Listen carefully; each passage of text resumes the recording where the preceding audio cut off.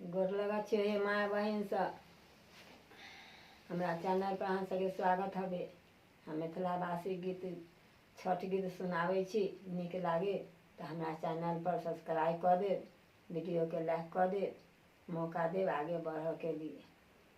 सूरज भैया चला लाना अयोध्या नगरिया, सूरज भैया चला लाना अयोध्या नगरिया। चंदन बहिन कहथिन हे गेहूँ मालया साने बा, चंदन बहिन कहथिन पाना लया साने बा,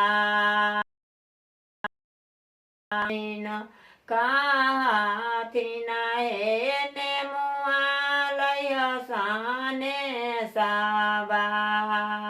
चंदन बहिन कहथिन हे केलाबा लया साने सबा।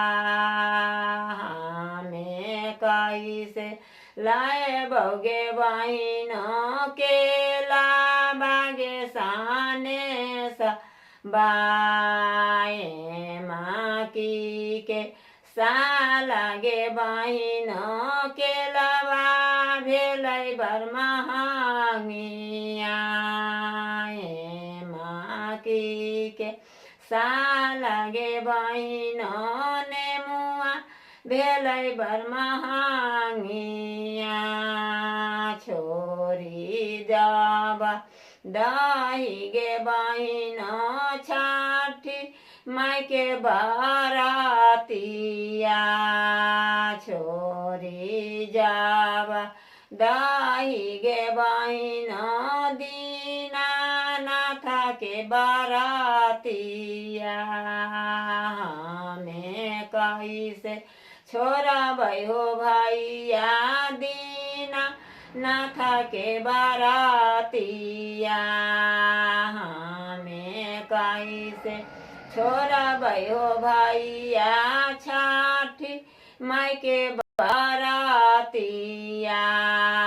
होना के जे देला हो भैया भाई हो भतीजावा।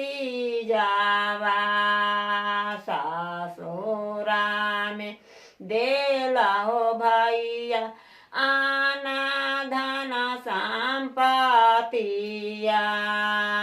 दोसरे जे देला हो भैया सिरा के हो सेंदूरावा।